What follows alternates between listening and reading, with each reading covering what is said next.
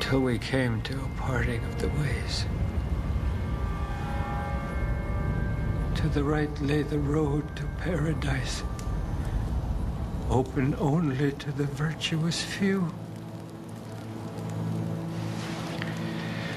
To the left,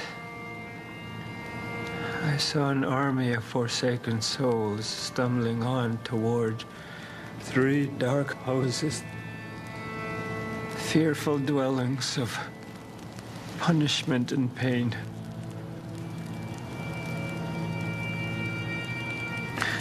I saw unrepentant drunkards forced to swallow molten lead.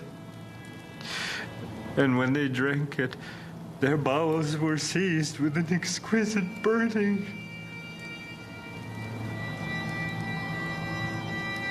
At the last house, their torment was inexpressible.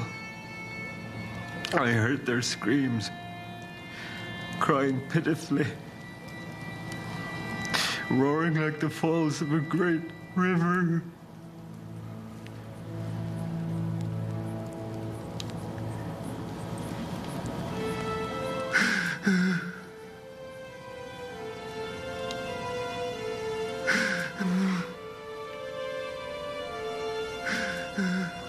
When Lalawathaka recovers from his vision, he says that he has come with a message.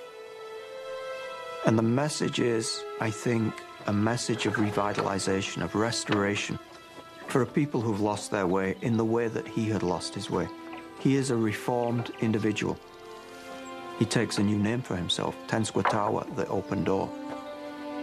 And the message that he brings, that Indian people can make themselves whole again by rejecting the worst influences that white people have brought to them, hits a powerful chord. It gives people who may have lost hope a new hope.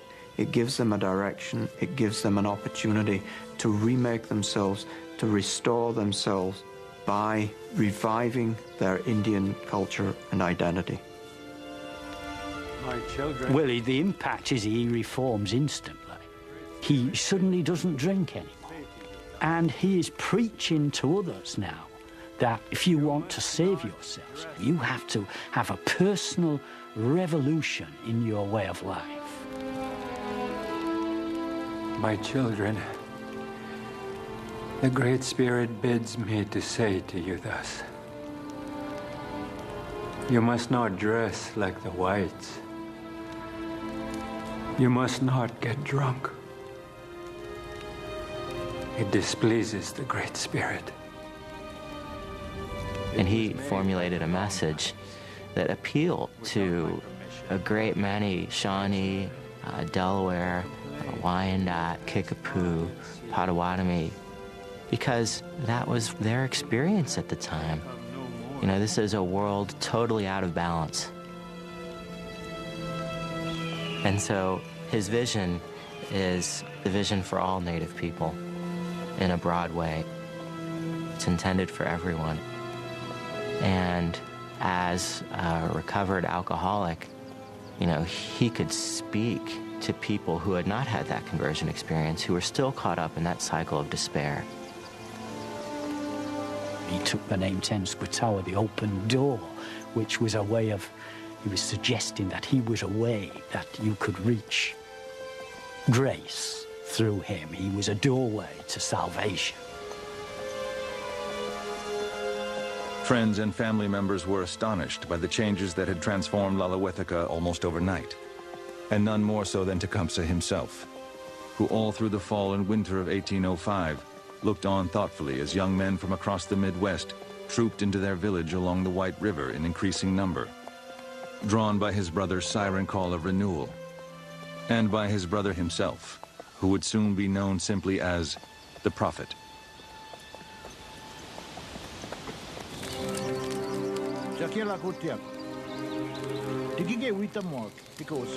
Now, my children, I charge you not to speak of this talk to the whites. The world is not as it was at first, but it is broken and leans down. And those that are on the slope, from the Chippewas and further, will all die if the earth should fall. Therefore, if they would live, let them send to me 2 persons from each village to be instructed so as to prevent it. I think Tecumseh understands that there are a whole bunch of wounded warriors out there. And by wounded, I mean people who are psychologically wounded, people who are culturally wounded.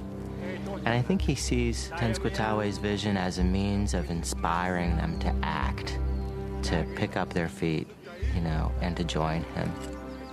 So he parlays Tenskwatawa's vision into that kind of pan-Indian organizational scheme.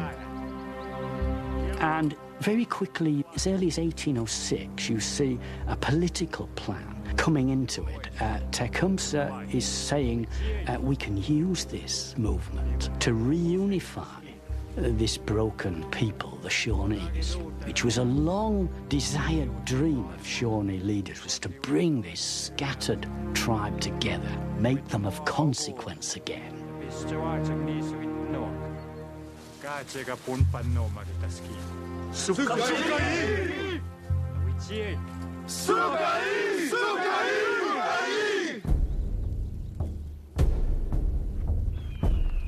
In the spring of 1806, the 2 brothers took their first decisive step.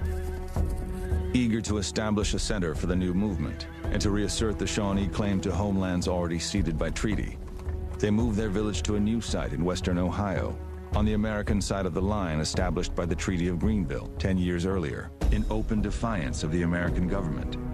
Then sent out messengers to villages across the region, often led by Tecumseh himself.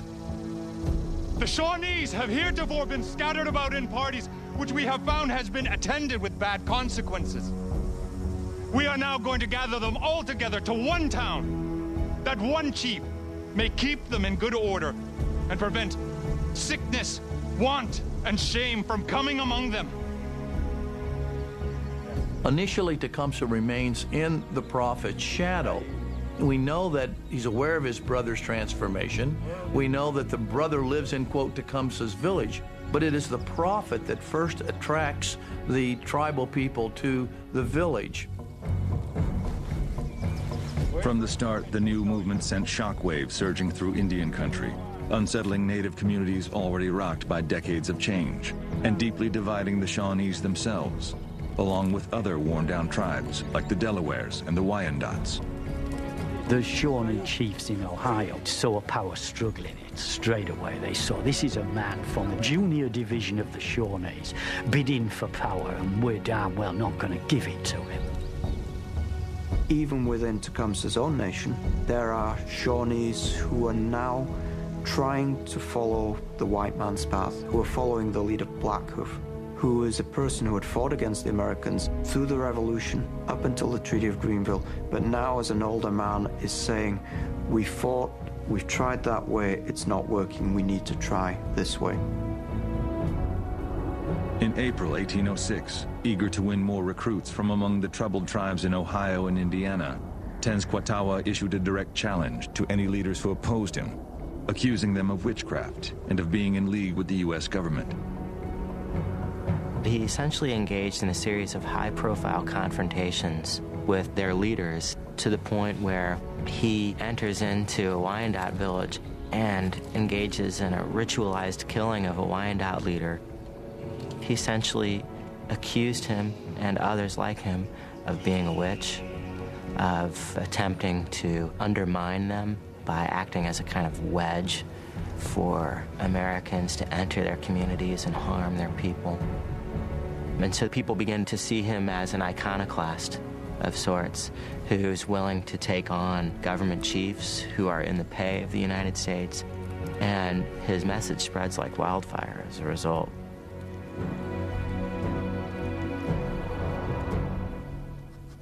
In late April, as a wave of fear and unease rippled through white communities in southern Indiana, the territorial governor, William Henry Harrison, fired off a letter to the Delawares, denouncing the Shawnee prophet as an impostor and urging them to put his supposed powers to the test.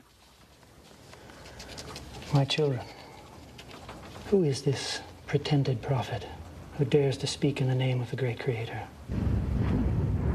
Examine him.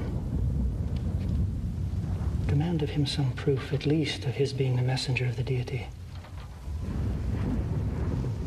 If he's really a prophet, ask him to cause the sun to stand still, the moon to alter its courses, the river to cease to flow, or the dead to rise from their graves. If he does these things, you may believe he is sent from God. Otherwise, drive him from your town and let peace and harmony prevail amongst you.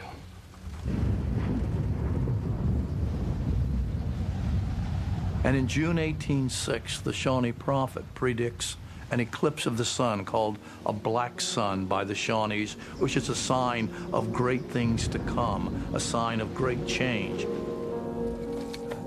And at first, many Shawnees, many other Indians said, oh, this time I don't really think he's able to do it.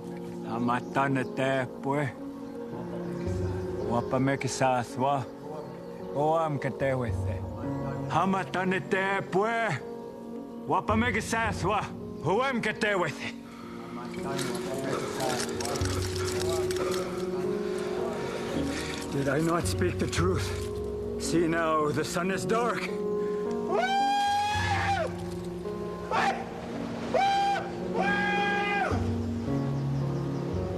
And the eclipse was so complete that the farm animals, for example, went into the sheds, the birds roosted, etc.